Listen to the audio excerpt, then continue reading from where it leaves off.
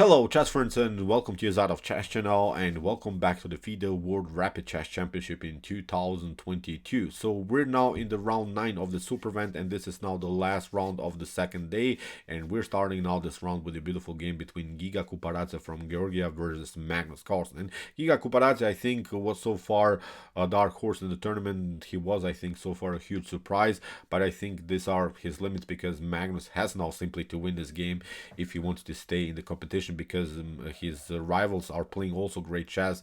Nodibrik Abdusattorov is playing great chess. Vincent Keimer is also now ranked high in this super event, so I think this will be a tough tournament for Magnus Carlsen. So he has now a must-win situation here with the black pieces against Giga Quparadze. So let's see now what happened in this beautiful sharp tactical game. So here e4 was played by Quparadze. We have now the move e6 by Magnus. Magnus is going into the French again, and the Magnus played now recently many times the French. If you are bothered maybe with some ideas of the French defense from black's perspective, just follow Magnus Carlsen's games. I think they're brilliant. Recently we have seen at least 10-15 games by Magnus in the French. Really brilliant games they have been. So in the continuation, after move d4 d5, we have now the move knight to d2 by Quparadze, the so-called Tarrasch defense, Tarrasch variation, pardon me, of the French defense. Here after move c5, Magnus is hitting the center immediately, and here after move knight to f3, c takes d4, knight to d4, and after move knight to c6, we have now the spinning variation with the move bishop to b5. Magnus goes, of course, with bishop to d7, knight takes c6, b takes c6, and after bishop to d3, bishop to d6, now queen to e2 by Quparadze, and he's preparing now the move e5. I think this is the way to go in the French. You're trying to get this move e5, then you're trying f4. In some occasions you're trying castling, then maybe you're trying also to break and enter here with the move f5.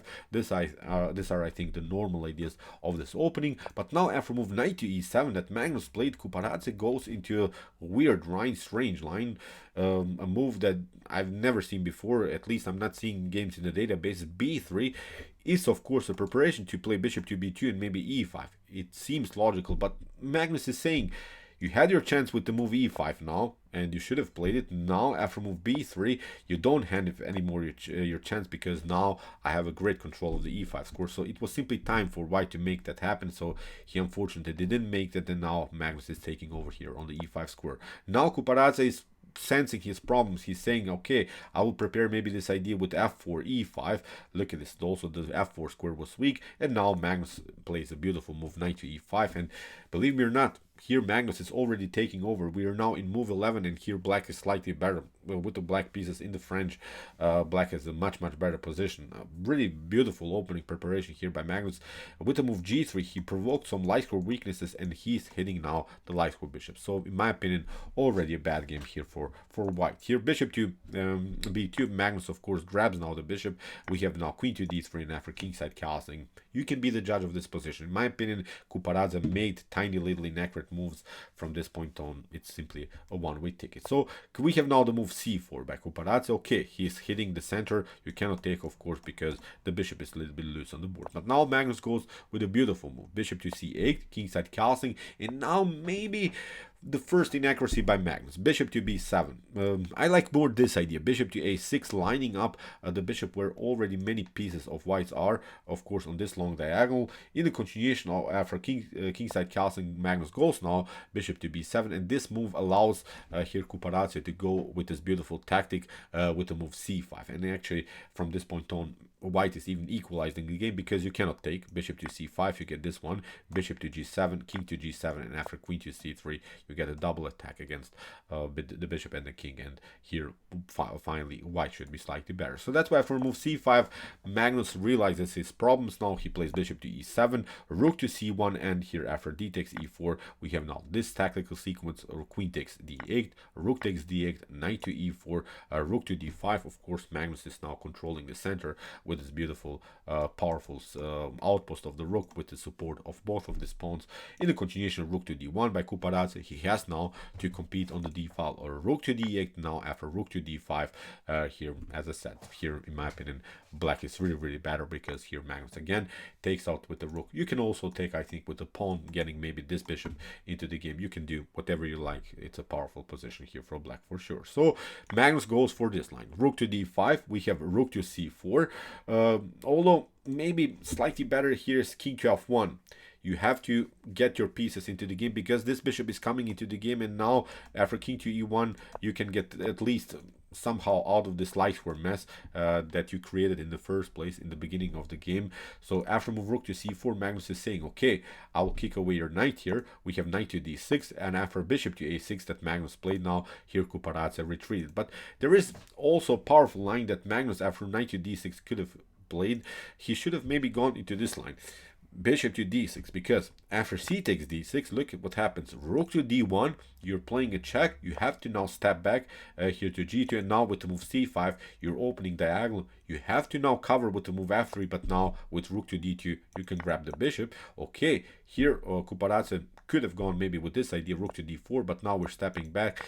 But after a couple more moves, I think this should be better for black because of the extra pawn. Now we're grabbing just also this pawn on a2, and in my opinion this is now completely winning endgame here for black. Magnus missed now this tactical sequence, so after move knight to d6 he should have gone just bishop to d6, c takes d6, and as we said, rook to d1 would have been the winning move. I think this was beautiful possible sequence. But okay, Magnus goes bishop to a6, so he's not losing the game because he didn't find the best continuation. We have rook to c1, rook to d2. Again, the rook is coming on the most important rank now, on the second rank, bishop to c3, and now Magnus grabs also this particular pawn. So it's really a strange position for white with so many light square problems. The problem is always you cannot leave your back rank unprotected. Then of course you get somehow a check. Okay, maybe not on a1, but maybe on some other squares, and then with bishop to f1 you're getting destroyed with g5, g4.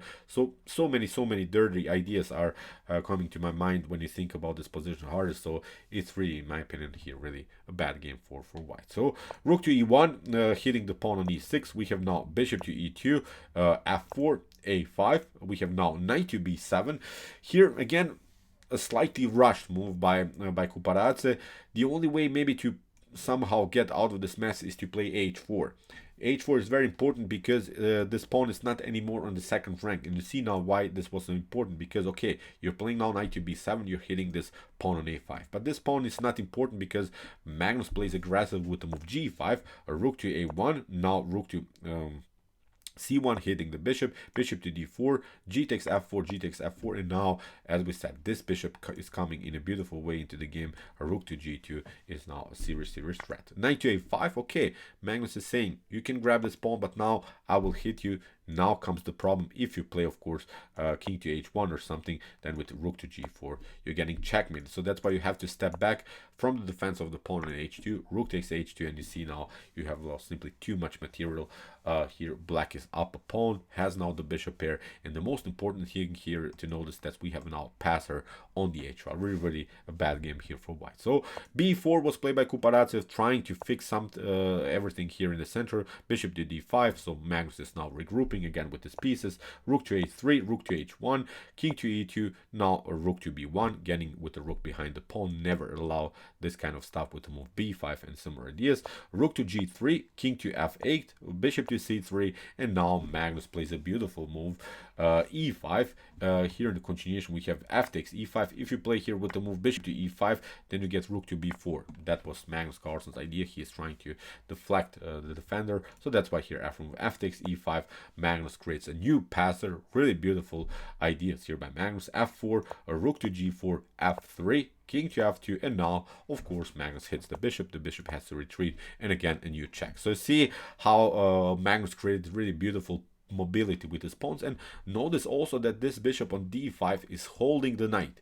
The knight cannot get back into the game. Okay, you grab your pawn on a5, but this knight is out of game. It's almost like Magnus is playing with an extra piece. Really beautiful tactics here. So king to e3, h5. So now this other pawn is also coming into the game. Rook to f4, a check. It's not a problem. We have here king to e8, king to d3. We have a rook to g2. Now here Quparadze is trying to do something here, but of course Magnus is grabbing the pawn. Okay, you have your fun with the move c6, but now after move rook to g4, Magnus is basically forcing a trade of rooks where he connected, where he could connect maybe two pawns. And okay, even if you try to push the pawn somehow, the king is close enough in order to prevent everything. So after rook to g4 here, Quparadze takes, f takes g4, h takes g4, and you see now the power of two connected passers with the support of the bishop. Here in continuation we have bishop to f2 trying to stop this progress somehow, but now this bishop is coming into the game. We have here now this idea, king to d4, bishop to a5, king to d5, or bishop to c7 is blocking out again both of these pawns. We have now king to e4 and now b4. The position is simply too stretched. You cannot protect basically both sides. In the continuation, bishop to d4. Now Magnus is continuing with the move b3, king to e3, king to e7, king to f2. Now the king is of course coming closer, king to g3, king to d5, and after bishop to b2. In this position, Quparadze actually resigns. So as I said, we'll simply grab this pawn and you cannot do anything. So here in the continuation we can also grab this one, king to c6 is going to happen, then this one will be taken. You cannot, the problem is you cannot always go with king to g4 because then f2 f1 is going to happen. So this is really the power of two connected passers, and Magnus Carlsen won the game. So incredible performance again by Magnus. He will stay in the lead with this win. We'll see what will happen tomorrow, but it was very important now for him to win this game to stay here in the lead in this event, because other players have to play direct duels against each other. Magnus already played against Nxd4 Nc6. He played basically against the leaders. He played also against Arjun Ergaisi, so he has now maybe a slightly better program, sort of. He has the better opponents in the continuation. So so far Magnus is in the lead, but tomorrow it will be still a tough battle for the throne of the FIDE World Rapid Chess Championship. So okay, I hope that you enjoyed this game. I really enjoyed it a lot. It showed really the great power of the bishop pair, and it showed also the great power of the connected passers. If you want to see more games from this chess event, check out our coverage so far. Here are some games that we have covered, and if you like this content, don't forget to subscribe to my channel. See you soon with some more videos, and what to say, chess is the best, of course.